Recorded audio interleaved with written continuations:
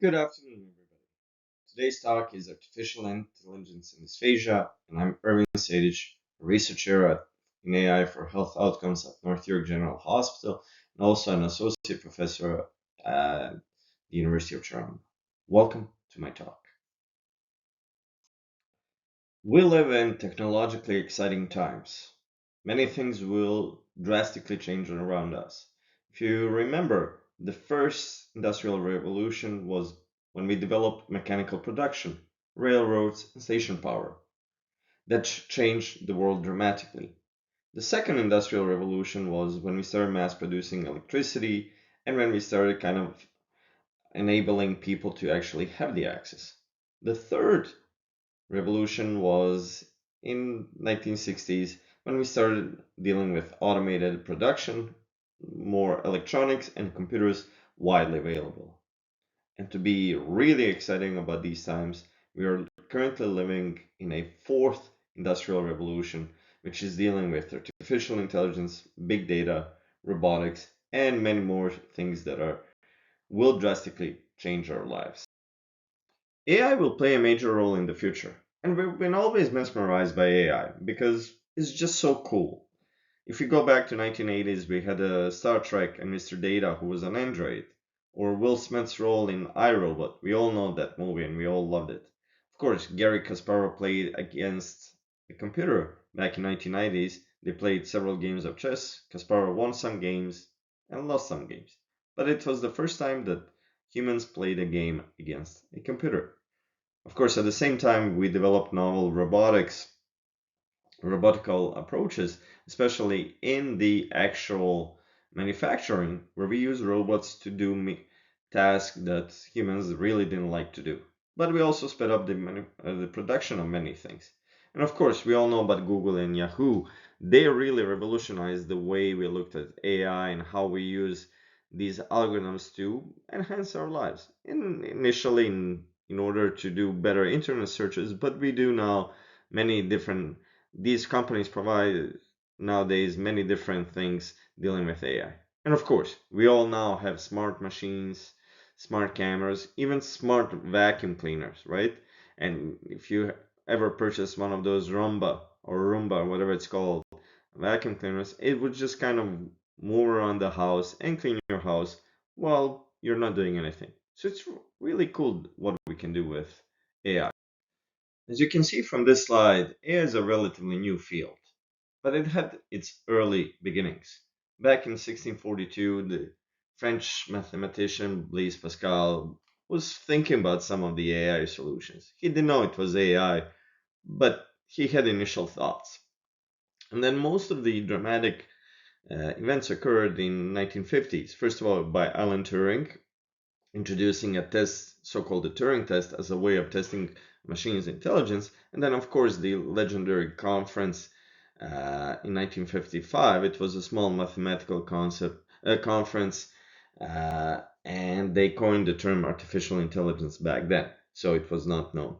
So for the next 40 or 50 years, AI had its ups and downs.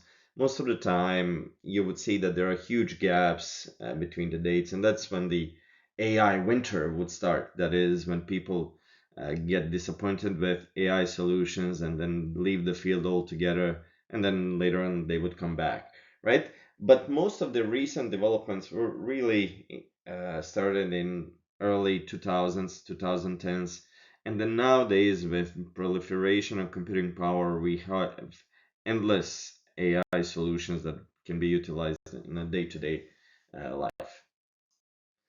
So when we say AI, we typically coincide AI with machine learning or natural language processing, but in fact, AI is a lot more. If you look at the slide here, AI is an umbrella component or umbrella name for many different things, but AI consists actually of several subdisciplines. First of all, it's planning, where we are trying to use intelligent agents that are able to set the goals and achieve them, right? So this is a bit of unusual task. And then we are dealing with perception, where machine's perception is the ability to use the input from sensors such as cameras and other sensors to deduce aspects of the world, right? So it's a very different. And then, of course, We all know about robotics, right? Which is how do we develop novel robots to help us in our daily lives, and natural language processing, which is uh, the way how we can utilize machine learning and other algorithms to understand natural languages, right? But we also are dealing with knowledge, or some expert systems attempt to gather together explicit knowledge possessed by experts in some narrow domain, or in fact, when we're talking about perception, right? Machine perception is the ability to use the input from sensors, right? And to actually understand more. And of course, what we typically coincide kind of when we say AI, what we're really thinking is machine learning, right? Where we're using algorithms to actually automate some of the decision making process. So, how is AI different than traditional modeling? Well, in traditional modeling, what we have are predictors, and then we have data that we get and handcrafted model that we use. And then we use a computer to get a result. In machine learning or AI approaches, typically what we have are two different steps. First of all is the learning step, where we have sample data and we have the expected results. Then we use the computers to come up with models. Then we use that model to do predictions, where we get the new data as well. Then we use the computer to see how these predictions work, and if they're accurate, good for us. But if you notice that they're not accurate, we do retraining of our model and we implement it again. So it's kind of more of a recursive approach than traditional approach where we just have one-way street. But let's be realistic. AI is a difficult field. It's not a magic bullet. So for example, when we are looking at the photograph in the upper left corner, we see two cute babies. They're staring at each other, they're giggling. We can see the elephants, giraffes on the bed sheets, and the picture is overall cute. Well, computer does not understand that. Computer understands zeros and ones. So what we get are a bunch of numerical data, and the trick is how do we really transfer that cuteness that we see in the picture into an actual mathematics. That's always a difficult challenge. Or, of course, in the upper right corner, we have a picture of a woman and a picture of a dog. This is a traditional issue that was for many machine learning algorithms for a long time, that the algorithms would confuse these two pictures, even though they're completely, one is a human being and the other is an animal. Or at the bottom, what we see a gentleman making various facial expression.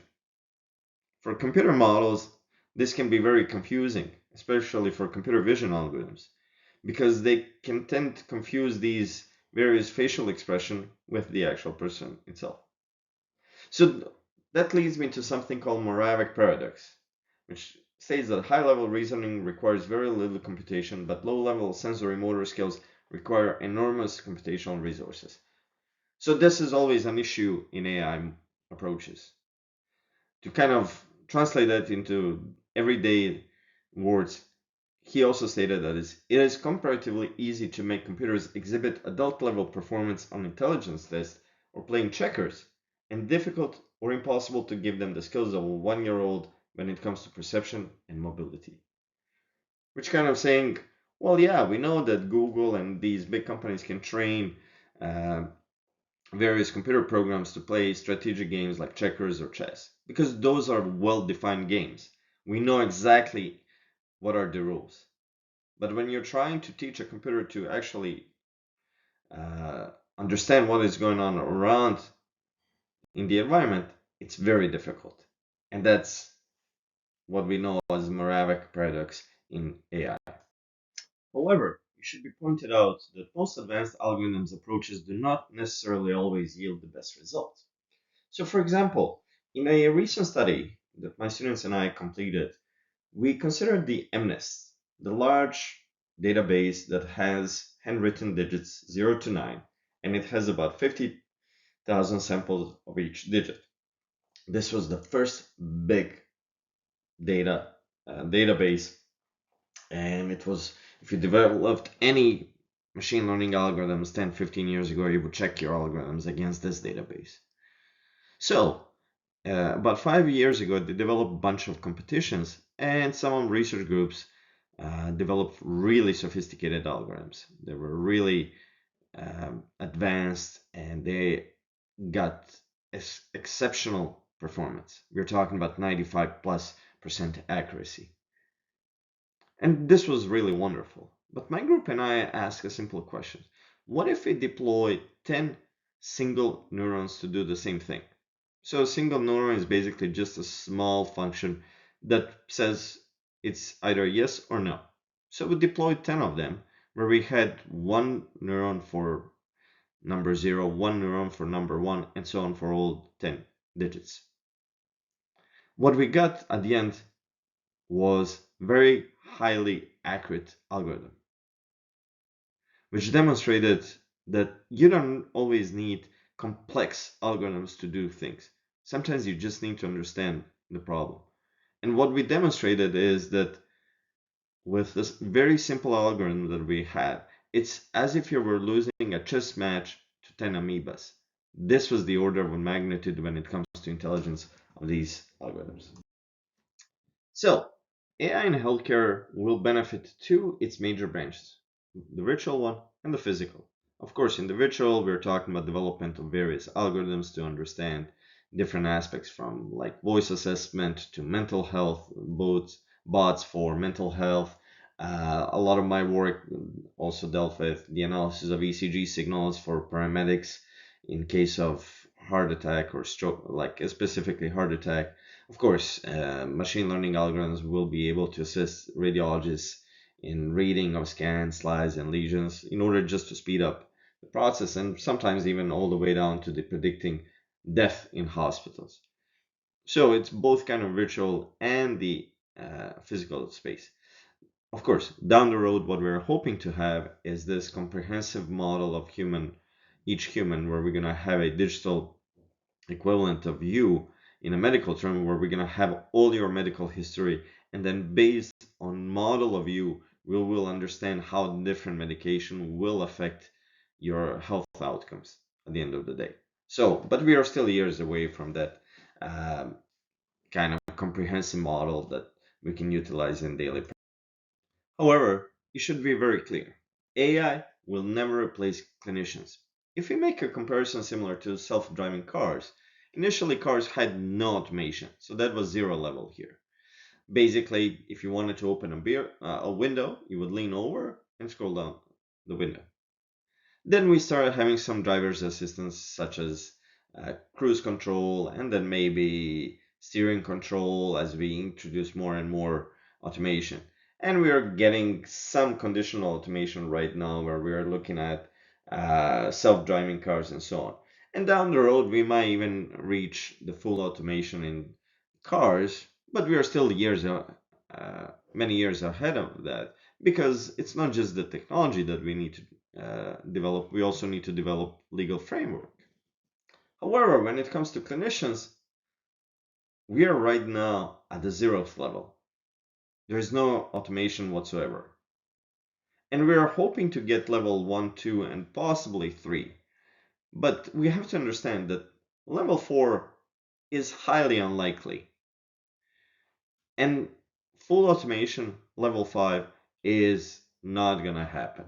So what we are hoping with all these developments is really to speed up your daily routines and help you make certain decisions in the best way, so the patient benefit from AI at the end of the day.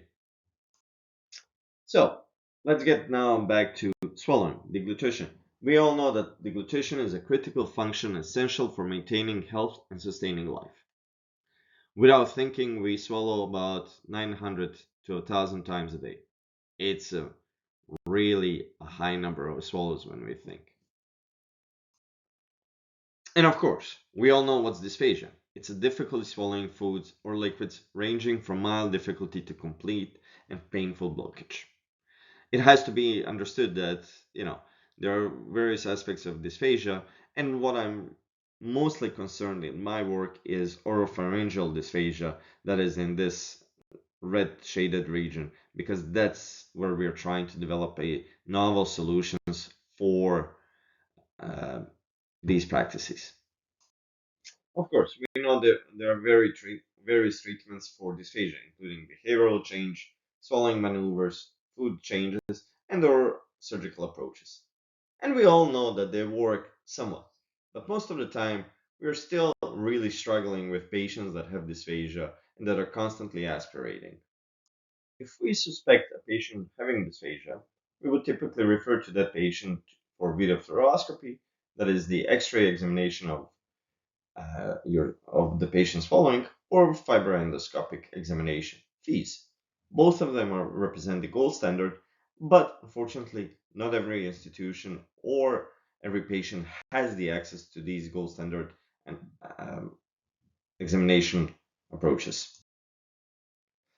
To avoid this issue with video fluoroscopy or FEES examination, we started developing a novel computational field called computational deglutition, which aims to develop translational algorithms to assess and treat swallowing disorder.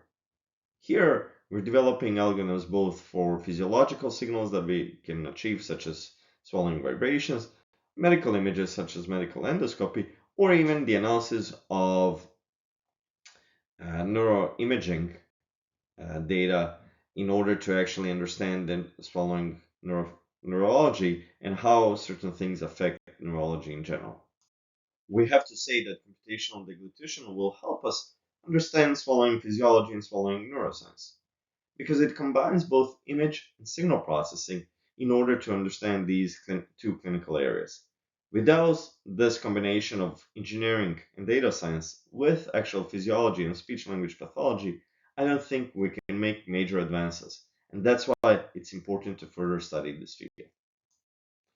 To utilize the idea of computational deglutition, we started by developing high-resolution cervical auscultation approach, which provides a framework for non-invasive physiology assessment. The approach is very simple. We use a sensor, such as accelerometer, microphones, or even EMG, to acquire data from the neck of the patients. Whether those are swallowing sounds or swallowing vibrations, it does not really but matter to us. Then we, of course, perform some pre-processing such as filtering, denoising, segmentation, extracting data that is relevant to us. And then we move on into the feature extraction where we use mathematical or physiological related features to kind of set up various classes of patients that we would like to classify. And lastly, we have some type of a decision process where we are making inference about swallowing. Our goal here is to develop computational biomarkers indicative of dysphagia and or aspirations. Why did we choose HRCA? Well, its data acquisition is very straightforward and intuitive. First of all, we just position a sensor on the patient's neck, and then we observe vibrations that we get. And from this sample video here, we can actually see that every time a person swallows, there are vibrations and sounds associated with that person's swallow. However, when we started with this project, we did not even imagine how difficult it's going to be. First of all, we thought it's going to be a quick, 6 to 12 months project. Well, it's been 15 years and we're still actively working on it. We've faced many challenges. So, for example, if person coughs or talks during these recordings, it completely masks the presence of signals of interest. So we needed to develop an approach to scan through each recording and remove any vocalizations, whether those are coughs or speech segments. We also had to remove any head motions. And you might wonder, well, why didn't you just ask patients not to move their head? Well, that's sometimes possible, but in many cases, we actually want patients to move their head, such as in chin tuck position or chin tuck maneuvers, right? We actually want the patient to move their head up and down in order to actually uh, have a safe swallow. However, those movements can introduce such a large variations in the signal that again they would completely mask the presence of any swallow segment. So we needed to develop algorithms to actually remove them. Furthermore, we had to remove a bunch of algorithms to denoise these signals because they're full of physiological and electronic noise. And also we had to develop an algorithm to segment these long recordings into individual swallows. And it's been a lot of work that we did not anticipate. Along the way, we also had to answer several clinical questions, such as, is drinking orange juice the same as drinking apple juice? And after several experiments, we actually realized that it's not, because the viscosity of fluids or food that you're eating will affect swallowing vibrations and sounds. So, in order to maintain the same screening protocols or diagnostic protocols, we realized that we always have to use the same type of viscosity of fluids, such as thin fluids or thick fluids, in the assessment of patients with HRCA. With numerous papers published before that, our last task was to actually analyze these signals and classify them according to their penetration aspiration scale or other physiological events. And we have to say that with very high accuracy, we can actually decide whether a patient was aspirating or not and whether the person has dysphagia or not in general. Nowadays, multiple swallowing events can be identified via HRCA. This was after 15 years of hard work, we were finally able to do it very accurately, both using medical images and the HRCA recordings. The analysis of medical images help us in our analysis of swallowing vibrations. And of course, HRCA signals are very easy to acquire, so we can actually substitute some of the X-ray exams just by using our HRCA. As I hinted on the previous slide, advanced image processing techniques are needed for complex inferences about swallowing physiology, with and without HRCA. For example, here on the left-hand side, we're demonstrating that we can identify hyoid bone very accurately, about 99% accuracy.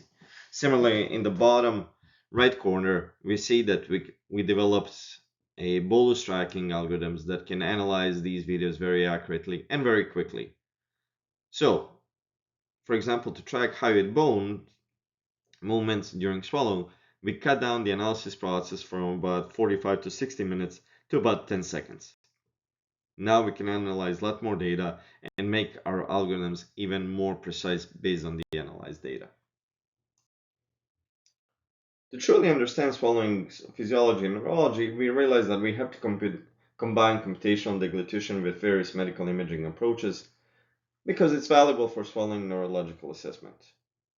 Of course, most of the approaches were based on the MRI, and swallowing in a supine position is not the best approach for patients that have dysphagia. So we thought long and hard how we can substitute MRIs and what we can do with other medical imaging modalities. After much thought and consideration, we realized that we need to use EEG in order to understand swallow by swallow brain networks, because that was our goal. While MRI provided us with global swallowing networks, we were really interested in understanding the swallow by swallow brain networks because we realized that there are changes in these brain networks on each individual swallow basis. However, we also realized that EEG recordings are not the most disturbance-free recordings, and it's not the best solution, but we had no other solution. So we combined EEG recordings with our HRCA signals in order to use HRCA for swallowing segmentation and then EEG to form brain networks. However, to truly understand swallow by swallow brain networks, we needed to develop novel algorithms to actually analyze. So we developed the so-called vertex frequency analysis tools, which gave us an ability to analyze these networks on each individual basis. And what our results demonstrated was very interesting. First of all, we realized that different viscosities actually slightly change brain networks. So it does matter when it comes to your brain whether you're drinking water or thicker liquids. We also realized that the brain networks slightly change on a swallow by swallow basis, even within the same viscosity, within the same person. So these were big discoveries that otherwise we would not be able to make without using HRCA and EEG recordings. So, where does the future lead us? Well, basically, the future of computational deglutition is really revolving around the development of complex models of deglutition and dysphagia. What we're really hoping to combine is medical imaging, physiological data, and maybe medical imaging signals such as EEG to develop algorithms and models that will represent healthy swallowing. Based on these models, we will develop models to represent dysphagia and also understanding how these models change once there's aspiration in a person. So these are kind of our high-end goals for the long-term research project. It should be also stated that computational deglutition will grow the development of novel medical devices and approaches because we will need more approaches based on functional electrical stimulation in order to potentially stimulate muscles. We might need smart mechatronic devices to assess swallowing, such as phones and connection of these phones to various electrodes, and then possibly, we will be able to assess the food or drinks of different texture and how we can actually improve these recipes in order to actually prevent additional aspirations. So, in summary, computational deglutition is a novel field for the assessment and treatment of swallowing disorders. High resolution cervical auscultation can non invasively provide valuable details about swallowing function. It's really important to further develop it. Swallowing neuroscience should be expanded to understand swallow by swallow differences and what causes person to maybe aspirate on one swallow and not on the other one. And of course, more studies and devices are needed to properly understand the field. Thank you very much for your attention. Any questions can be directed to me via email. Thank you and enjoy the conference.